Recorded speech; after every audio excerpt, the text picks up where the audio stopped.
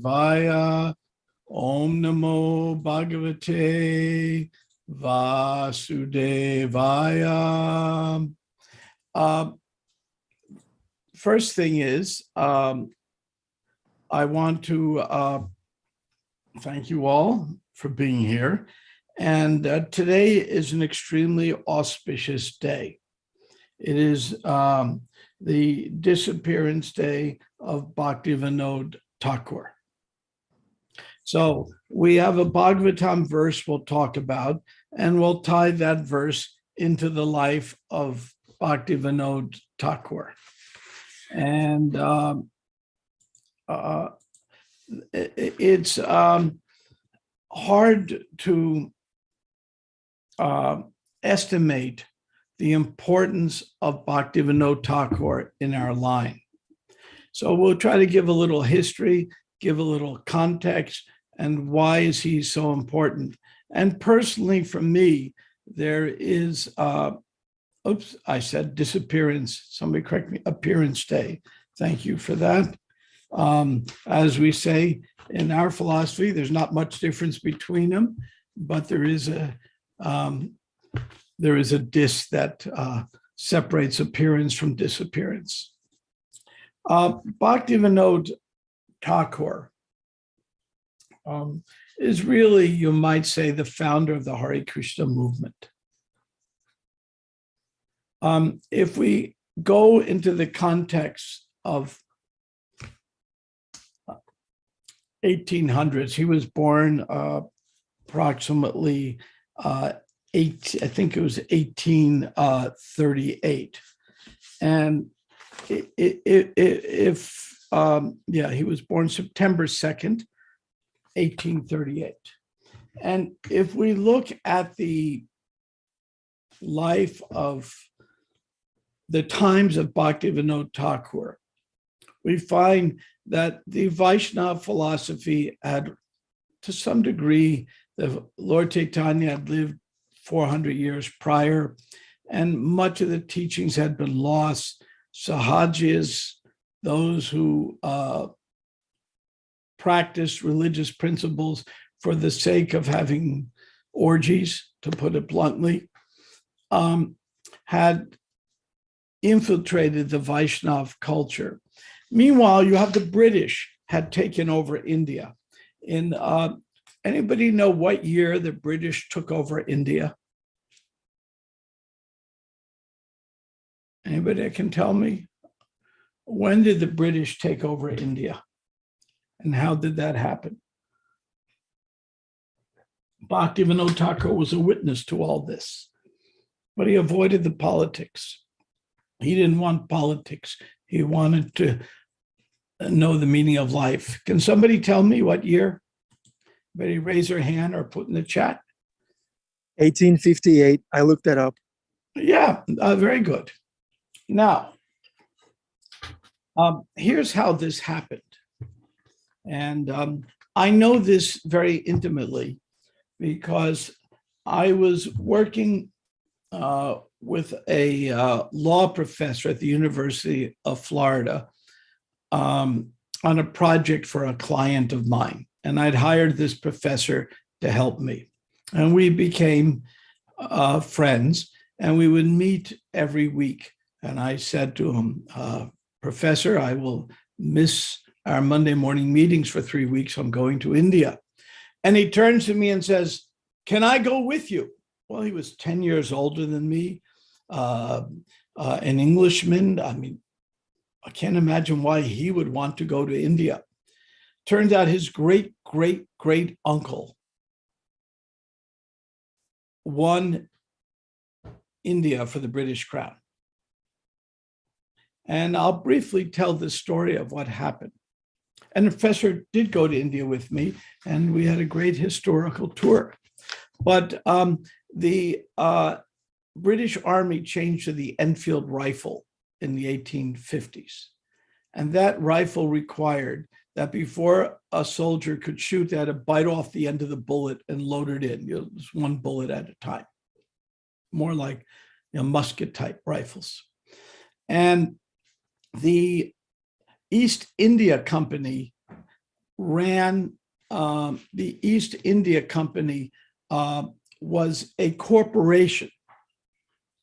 And then India was a bunch of these kingdoms, with the main kingdom run by the emperor of the Mughal Empire, based in Agra and Delhi.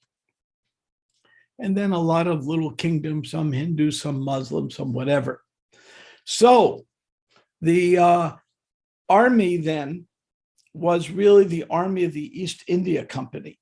It was a private government sanctioned company that, and all of the soldiers called sepoys were Hindus or Muslims, and all of the officers were white from England. And rumor came that the bullets were coated in fat to make them for lubrication purposes. And the fat was either pig fat or cow fat. Well, that offended the Hindus and the Muslims both. And they became so horribly offended that they rebelled and started killing their British officers. And it was a major rebellion. At that point, it looked like the British were out of India. Then there's one Major Hopkins, who was my friend's distant relative, was able, by divide and conquer techniques, which the British are famous for, defeat the rebellion. And then when the rebellion was defeated, India was declared a crown colony of Britain. And it became, and Queen Victoria became the Emperor of India. So this is the scene that Bhaktivinod Thakur is living with. This time when the British had a great intellectual and political influence over everything that went on in India. So India was facing modernity, and it was also philosophical challenges. These challenges came from two places. One, internal, in that we had the Sahajas who would practice violating regulative principles in the name of religion. If that sounds weird, it is. And then you had the external influence of the influence from the British Raj and the Western philosophers. So in that particular milieu, we have Bhaktivinod Thakur growing up. Now, Bhaktivinod Thakur was born into a quite wealthy family, both on his grandfather's side on his mother and grandfather's side on his father. Then when he was a young boy, around 10 to 12, his father died, his grandfather died, all the money was lost, and he became quite poor. But he was a fantastic student and always desired to learn more. So we're going to look in this context at Bhaktivinod Thakur. So when Bhaktivinod Thakur was young, before his father died, and I'm reading from this fantastic book called I can't get it in focus, but it's called The Seventh Goswami, a biography by Rupa Vilas. Excellent book, highly recommended. Even while my father was living, Bhaktivinod Thakur says, I became a little thoughtful. What is this world? Who are we? These questions were in my mind when I was 10 years old. On some days, I thought I had the answers. On other days, I had none.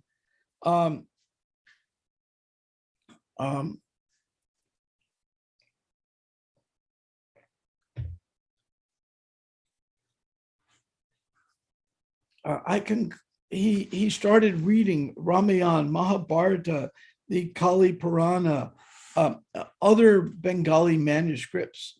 And I would discuss these topics with whoever I meet who was a little learned.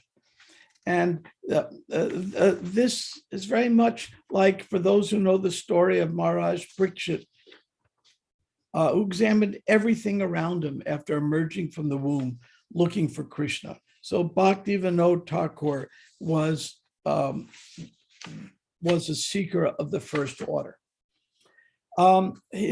He had a mystical grandfather who retired to Orissa. And his grandfather could see the future and had great abilities. And his grandfather called for Bhaktivinod to come. So Bhaktivinod came to see his grandfather. Grandfather, who seemed in great health and everything fine, said, I will soon be leaving this world. And then he gave a blessing to Bhaktivinod and says, when you are 27 years old, your life will change. And then his grandfather sat down, went into a meditative pose, and his life heirs left in front of Bhaktivinod Thakur through the top of his head, the way yogis can leave when they like to. So Bhaktivinod Thakur was very disturbed. He lost his father, lost his grandfather, lost his wealth. He says, why is all this happening?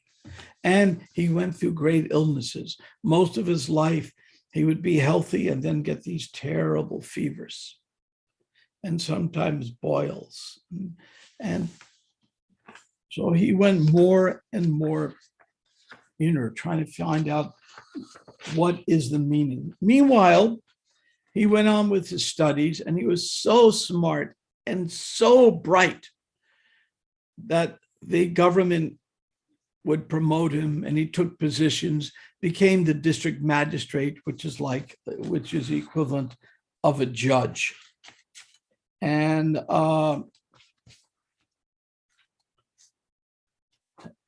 he did many famous cases. One case was one bogey yogi was who could shoot fire from his eyes, and some mystic power. This yogi came and claimed to be Mahavishnu. He said, I am Vishnu. And so Bhaktivinod Thakur, but he was also having sex with people's wives, and it wasn't exactly Vishnu-like. So this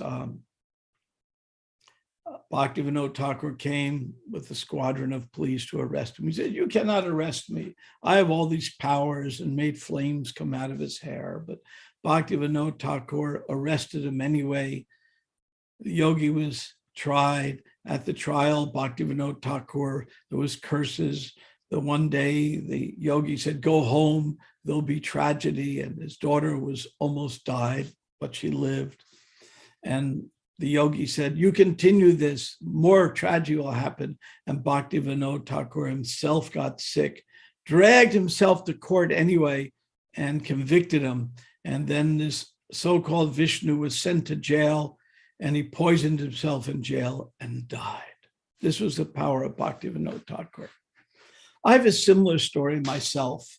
When I was living in India as a high school teacher, before I was a devotee, I was in the mood of Bhaktivinod Thakur, certainly not with the realization or depth, but in the mood trying to find out, what's it all about? What is the meaning? How do I know who are the real followers of the Gita? And how do I know who are the ones who are just making up a story?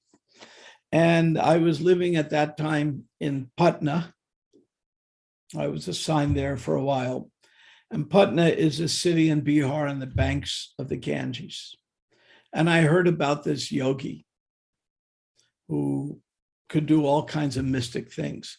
So I thought, that's really cool. So I went to his ashram. And his ashram was easy for me to find because it used to be the headquarters for the Peace Corps, who I worked for. And then when I got there, there was Westerners in saris and kurtas. And Westerners means they speak English. My Hindi was not great. I could speak with them, talk to them. I said, what are you here for? What's it about? What are you trying to learn? Well, our guru is God. I said, well, a little suspiciously, that's interesting. My guru is God. Your guru is God. Wow. Can I meet him? Who doesn't want to meet God? I mean, that's kind of interesting. So I said, well, he's in prison. He's in prison. Your God's in prison. I said, oh, no. They didn't say he was in prison. They said he's in the hospital. I said, God in the hospital? Well, I heard a story about Krishna having a headache. I don't know, but which hospital? I'll go visit him in the hospital then. Well, he's in the prison hospital because he was arrested. Oh, well, what's wrong with him that he's in the prison hospital and now he's arrested? And they told me what was wrong with him. And he was in the prison hospital because his hemorrhoids were so bad that he had to be hospitalized. And I was thinking, okay, I can't imagine God being in a hospital with bad hemorrhoids. So I scratched him off my list of people who might be the teachers who can give me some kind of enlightenment. Scratch that one off. Then I met another yogi. I was in, not meeting a yogi, a follower. I was in Delhi and I saw a clean-cut American my age walking around the Connaught area. And immediately I walked up to him and said, what are you doing here? Because the only people I would ever meet my age in the 70s in India were hippies that were from the West. There wasn't anybody else, period. So here's a clean-cut guy. He said, what are you doing here? He says, well, I came to find God. I said, well, we have something in common. Well, let's go to lunch. So we're talking. And I said, what did you find? Well, I met a guru and he knows Gita inside out. I said, that's cool. Wow. That's so cool. And what does he do? Well, he can make ashes appear out of his hand. I said, mystic powers, that's even cooler. And he can do other mystical things and make milk come out of a statue. I said, wow, that's so cool. And he knows the Gita, he's mystic, he's everything. I said, by the way, what are you doing in Delhi? Well, I'm going home. Well, if you came to India to find God, you found him and you told me you were his personal assistant. Why would you be going home? This is why you came. What makes you leave? And he said, well, I got tired of him reaching into my pants, to put it bluntly.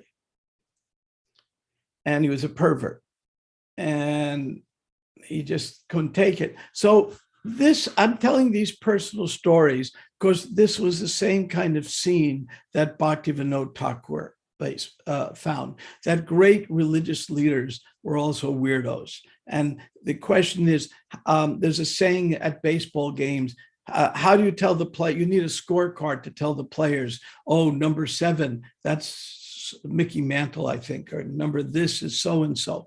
Who are the players? You need a scorecard because you can only see their numbers. You can't see their faces. So when I went to India trying to find the scorecard to find who's real. Well, of course, I found Prabhupada. That was easy. Bhaktivinod Thakur, at these circumstances, he was trying to find out who was real. And then his guru, Jagdatas Babaji, brought him the rest of the way to become initiated in our line. So I'm trying to set the stage a little bit for who Bhaktivinod Thakur is. Now, Bhaktivinod Thakur had an interesting day. He wrote extensively. He wrote the first books in English. In fact, he sent one to McGill University Library, which is no longer there because some devotee stole it from the library. But anyway, these things happen. Bhaktivinod Thakur, his day was like this. He was never idle. He would, between about 8 o'clock at night, he'd go to bed for 2 hours, get up, light his oil lamp, and write books till 4. He'd rest for a half hour. Then he would wash up, chant for another few hours. 7 o'clock, he'd do his correspondence, then read. He always carried a pocket watch, exactly 8:30, he received visitors. If there were none, he'd read till 9:30. Then after that, he would have his thinking time. He'd walk back and forth and think for a half hour. Then he'd rest briefly, take his bath, have breakfast. At exactly 9:55, he would put on his uniform, go to court, what would take everyone all day. He would finish in a half a day. And then at night, he would write books, dictating it to his secretary. So he lived an extremely regulated life. There's so much to say about Bhaktivinod Thakur. One thing I'll jump to, and I do have a Bhagavatam verse to eventually get to, is many of the famous songs we sing are by Bhaktivinod Thakur. For example, Jaya Radha Madhava, which we normally begin Bhagavatam classes with, Bhaktivinod Thakur. And Bhaktivinod Thakur's songs express a humility. And for those of you who have participated in Sharanagati sections, his Sharanagati, they express a humility that's very rare. We all know that Lord Chaitanya said we can chant the holy name when we're more humbler than a blade of grass, more tolerant than a tree. But these are often words to me. But when I read about Bhaktivinod Thakur and read his songs, these words enter my real life. So I'll read a little bit from his Gopinath prayer, which is one of my favorites. O Gopinath, you are my only hope. I have taken shelter. How will you purify me? I know not what devotion is, and my materialistic mind is absorbed in fruit of work. I have fallen into dark and perilous existence. I have no strength or knowledge. This body of mine is not independent and free from the control of material nature. Now listen to this. O Gopinath, this sinner was weeping and weeping, begs for an eternal place at your divine feet. Please give him your mercy. You are able to do anything, and therefore you have the power to deliver all sinners. Who is there that is more of a sinner than myself? You are an ocean of mercy. Having come into this phenomenal world, you expand your divine pastimes for the sake of the souls. Gopinath, I am so sinful. Although all the demons attain your lotus feet, I remain in worldly existence. This is the inner mood of Bhaktivinod Thakur. And this is not some presentation of false humility. One time, one devotee went to Prabhupada and said, Prabhupada, I am the most fallen of anyone. And Prabhupada turned to him and said, you are not the most anything. So that sense, we sometimes have that sense of false humility. Oh, Prabhu, I am most fallen, but I want you to know you're an idiot. You know, we sometimes think or speak like that. But when Bhaktivinod presented it, it really was. And we can see from the way he lived his life and all the interactions he had, all these thoughts and prayers came from the core of his heart. Yet he was stranded two worlds, the Vaishnava world and the British world. What some of you don't know is the name of Bhaktivinod Thakur's dog. Does anybody know the name of his dog that you can tell me?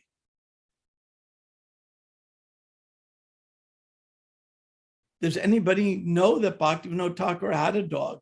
He would walk his dog, and his dog was named Tiger, which is ironic because a tiger is a cat. So with a little humor, he had a dog he would walk named Tiger. He would dress in the British way. And at other times he'd wear the traditional dhoti. And he could move in and out of both worlds. Now, this is very applicable to me personally, because one of my services, I'm the director of the Bhaktivedanta Institute. So we are studying the intersection of science and spirituality.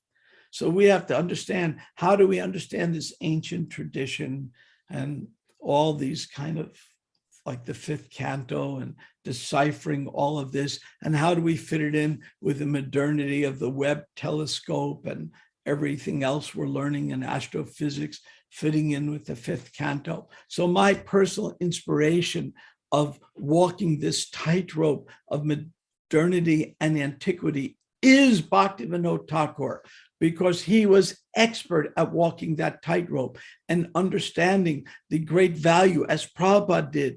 Prabhupada say science has done things wonderful, but there's a pinprick, and the pinprick is they don't understand that life comes from life. Life doesn't come from matter.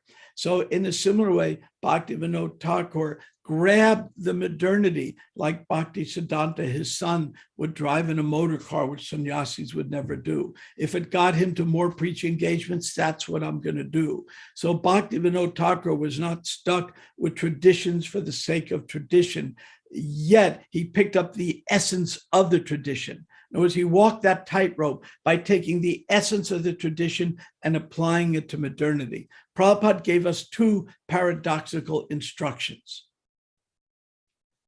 One, don't change anything. Two, adjust everything to time, place, and circumstance. And where did Prabhupada get his inspiration? Clearly from Bhakti Siddhanta Saraswati and Bhaktivinod Thakur, because both of them were expert at dealing with modernity and antiquity. In our present day ISKCON, sometimes we're not so good at it. Sometimes we'll just follow some ritual just for the sake of it.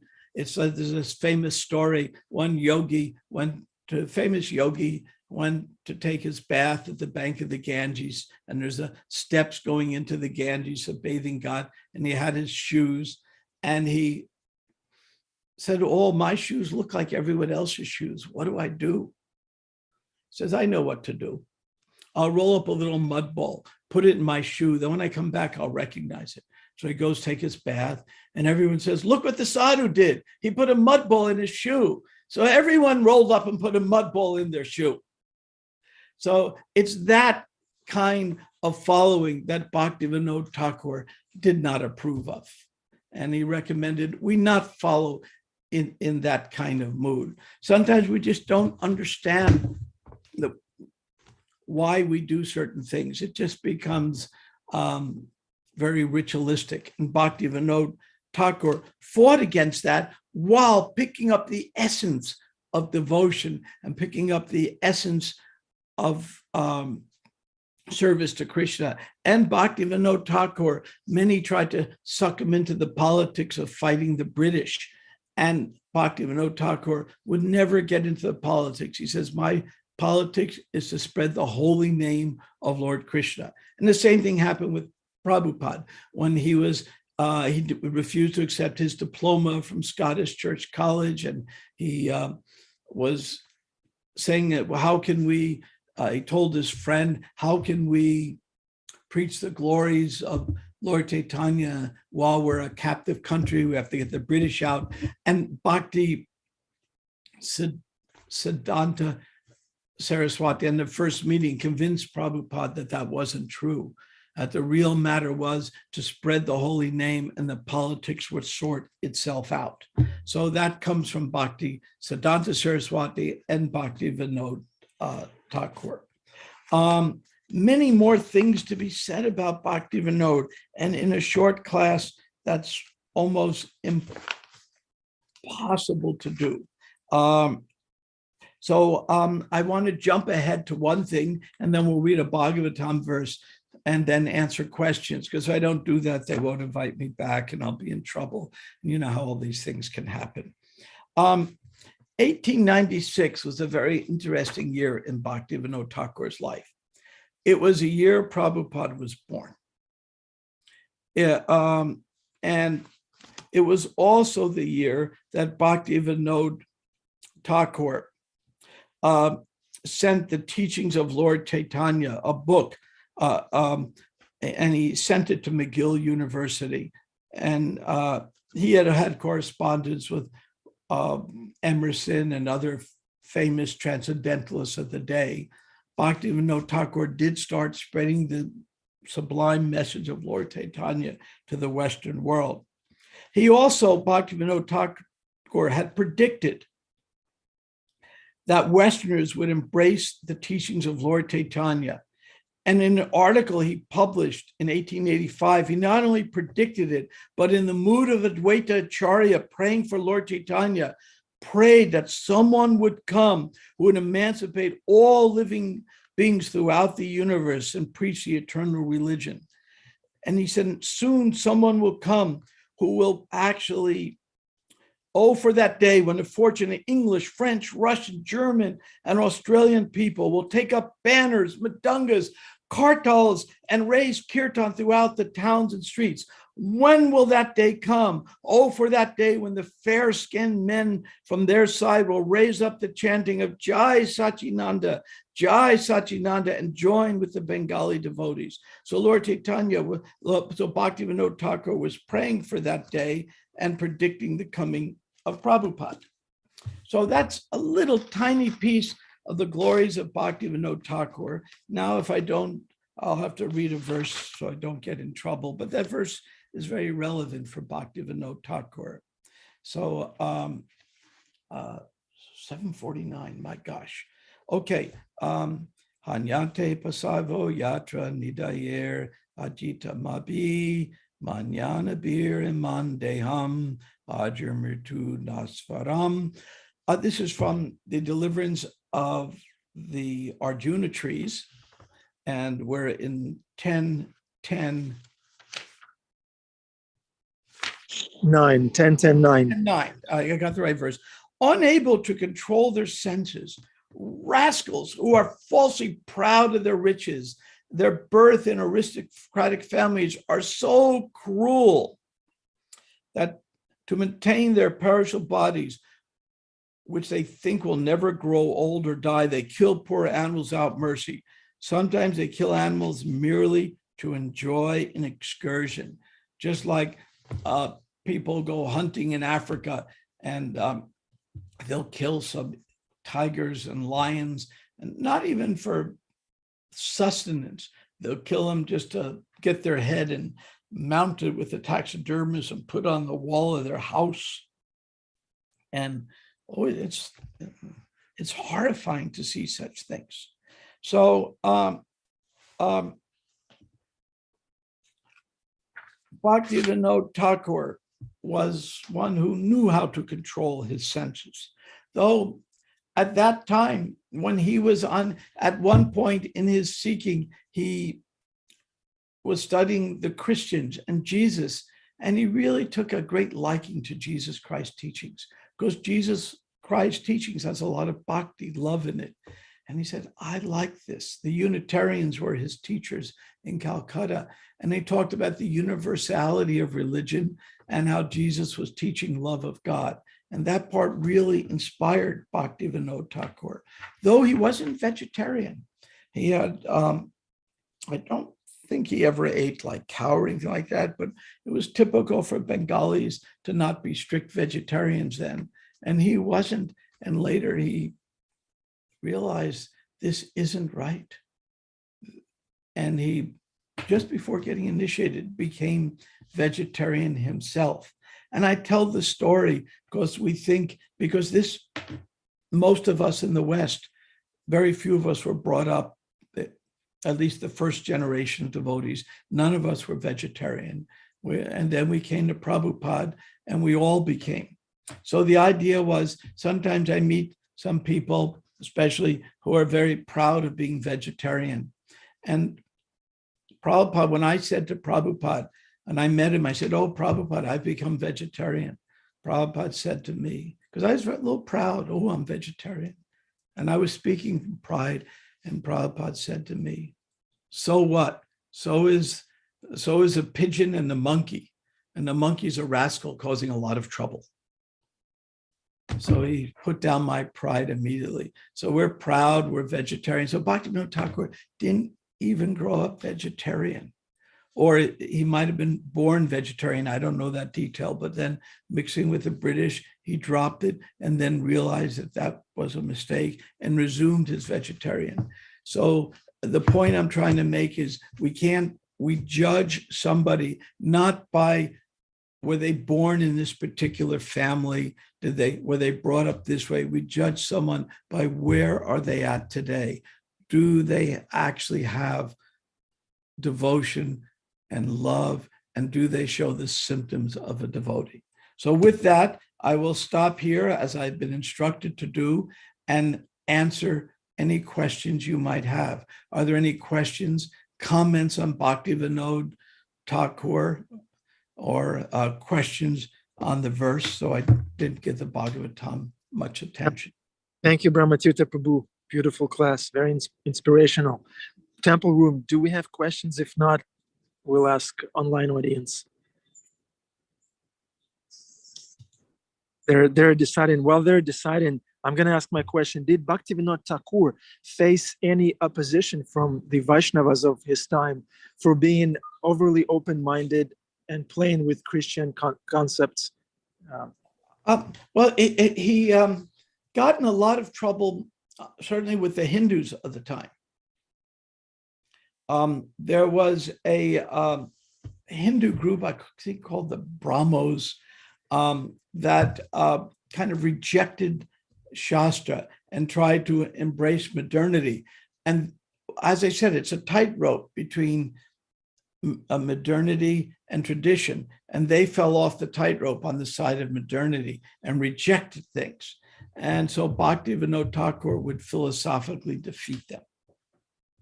And then there were the traditional Hindus who said, you have to be born, how you're born is what counts. Of course, Krishna says in the Gita that how you're born is, he says,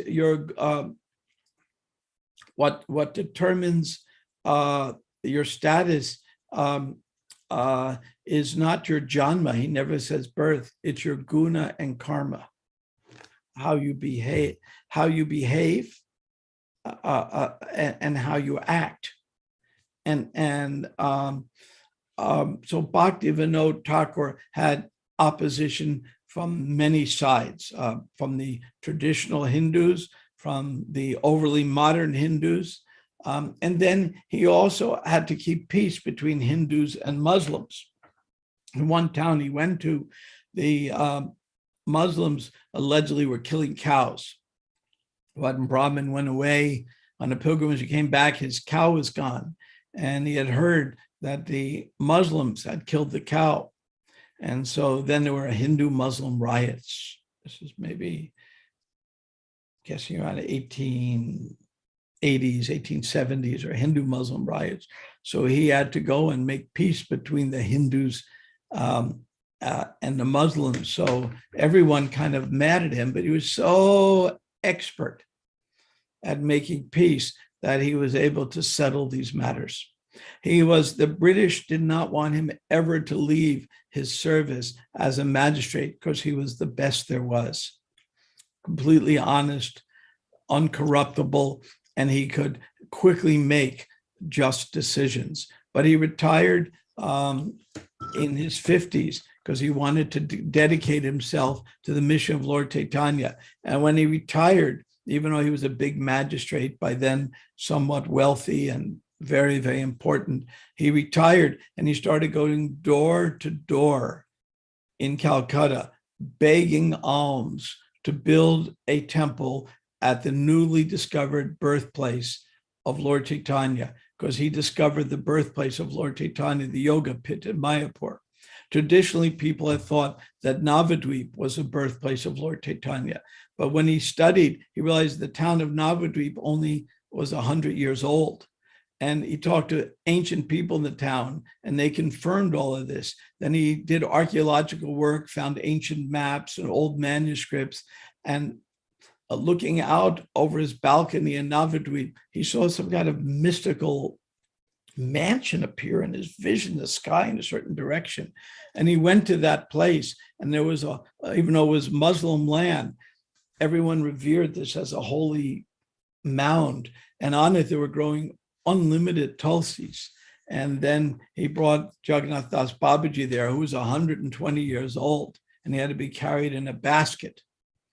And to open his eyes were so heavy that he had to hold his eyes open with his fingers to see. The eyelids just drooped. And that was before they had eyelid drooping surgery. Did Bhaktivinod Thakur carry him? Or he had a servant? No, I think some servants were carrying. I don't think Bhaktivinod Thakur, I never read that he carried him at least. And then Jagannath Baba got out of his basket and danced. This is it. This is it. So by archaeology and research and Shastra and mystical experience, it was confirmed the birthplace of Lord Chaitanya.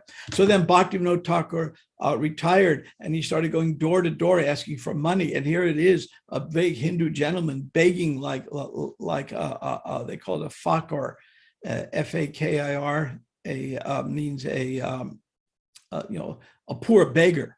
And he became, and the newspaper published an article saying anyone who Bhaktivinod is blessed by Bhaktivinod coming to their house must give a donation to him. It's such an honor to receive him.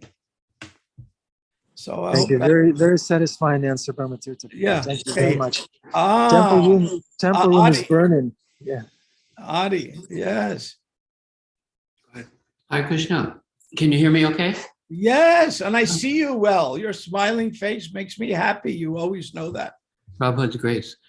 The principle, you're talking about the whole situation and the story and his effect, his impact on the situation.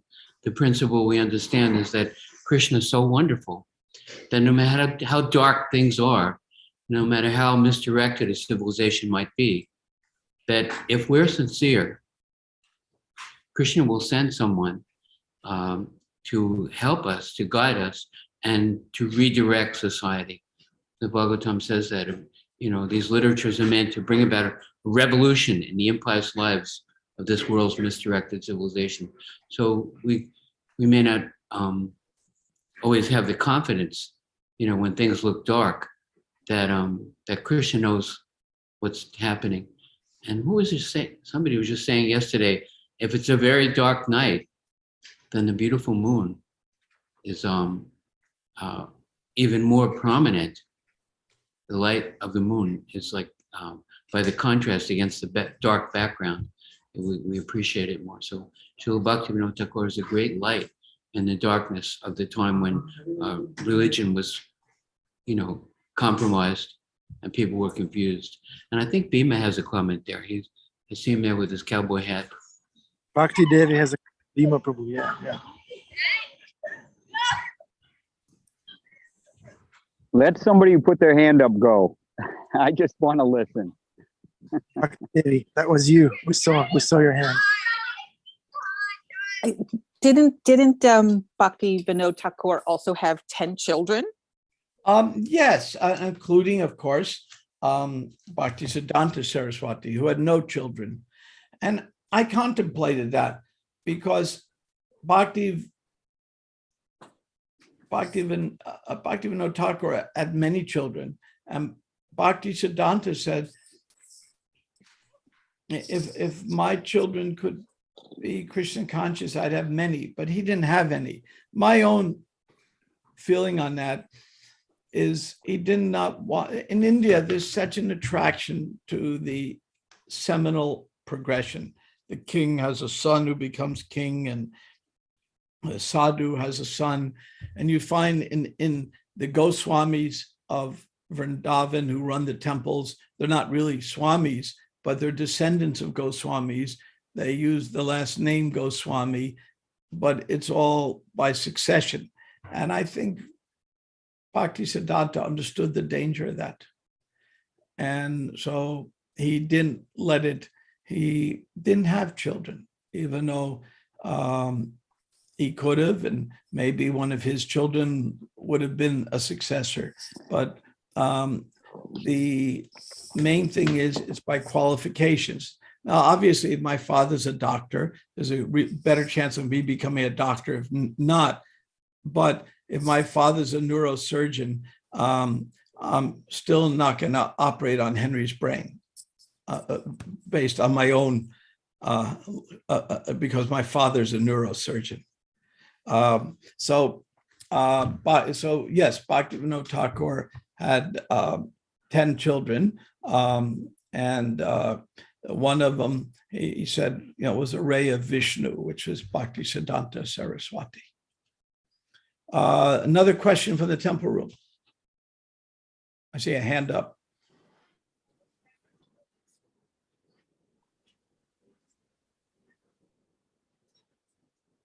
There's a question coming from Abdullah Prabhu. He's asking him. Please come up. Please come up. Hare Krishna, thank you so much for that. That was a beautiful story. That was really inspirational. Can we read any books about his interaction with Muslims and Hindus and really learn more about the peace that was going on at the time? Where can we read more about that specifically? So you want to know about what was going on at the time of... Right, and how we made peace between the Muslims and the Hindus, because the cow killing is still going on until today. And so I wonder how that would affect. I mean, there's more must be written. So, I mean, I hope more scholars write more on this. There are books. I mean, Rupa Vilas' book, The Seventh Goswami, sets the stage. It's called the Bhadra Loka, where the educated Indians who were able to integrate into British society. So there are books written on that. I can't recall off the top of my head. The person who knows this best is here with me in Gainesville, is Krishna Abhishek. And Krishna Abhishek, who runs the Institute for Vaishnava Studies now, is this wonderful devotee who has a PhD from the University of Chicago on Bhaktivinod Thakur. So you can write him. I'll put his email in there, and he can certainly give you reference books on that time. He's much more expert at that than I am. Also, Bhaktivinod Thakur dealt with another issue, the fifth canto, which we spend a lot of time at the Bhaktivedanta Institute on, because there are parts of the fifth canto that are really heavy. Fifth canto is unique among the cantos, and parts of it talk about the hellish planets. And Bhaktivinod Thakur, when the descriptions get extreme, he says, yes, sometimes the Shastra needs to offer a little extremity to bring people to the center, but it's not, some things he said are not to be taken literally. He gave us the hermeneutics, the way to understand the Bhagavatam. And hermeneutics is a very important skill for devotees to have. It means, how do you understand it? Prabhupada gave us a hermeneutics called Guru, Shastra, and Sadhu, a checks and balance system of how we understand Shastra. Because if we don't have good hermeneutics, which Bhaktivinod Thakur started, hermeneutics go back to Rupa Goswami. He wrote, in our tradition, the first books on hermeneutics. And then this was expanded upon by Bhaktivinod Thakur and, of course, by Prabhupada. And the idea was, if we don't have that, then we easily become religious fanatics. And again, we're on this tightrope. It doesn't make a difference which side of the tightrope we fall off. Either way, we're falling into an ocean of sharks. So, Krishna says in the Gita, don't eat too much, don't eat too little, don't sleep too much, don't sleep too little. He talks about the middle way. So and that applies to many aspects of our life as a devotee. So if we want to be a balanced devotee, we need to kind of, as we say, be a little Buddhist this way and take the middle way approach as advocated by Krishna. And Bhaktivinod Thakur really exemplifies how to take that middle way. So I urge all of you, anyone here who wonders, how do I deal with modernity versus tradition? Read Bhaktivinod Thakur's life, read what he did, and then you will be inspired in your own life, beginning today, to understand how to balance your life in a way to improve your consciousness. Simple as that. Okay, with that, I think it's time, 8:07. I think my time is up. Thank you very much. It's always a wonderful opportunity to be at the Bhakti Center. And I wish you all a happy Bhaktivinod Thakur fast day till noon, I think, or whatever, something like that. Now, if you're really hungry, Prabhupada used to say, today I'm fasting. I will just have some fruit. So if you're really hungry and can't do your service, take a little fruit. If you can fast, that's even better. And then have a blessed day in all regards. Hare Krishna. Thank you, Brahma Tirtha Prabhu. Every single sentence you say is just, it's loaded with devotion and knowledge. Thank you very much. Henry, thank you for showing the book. Did you steal that book from the library, or you purchased it? You stole it. Okay. All right. All right. Krishna is our original Buddhist. With that, I'm going to end it. Bhakta Will, Hare Krishna, Rich B, Rameshwar Naik, everybody, Hare Krishna. Have a wonderful day. Brahma Tirtha Prabhu ki jai, Srila Prabhupada ki jai, Srimad Bhagavatam ki jai. Hare Krishna.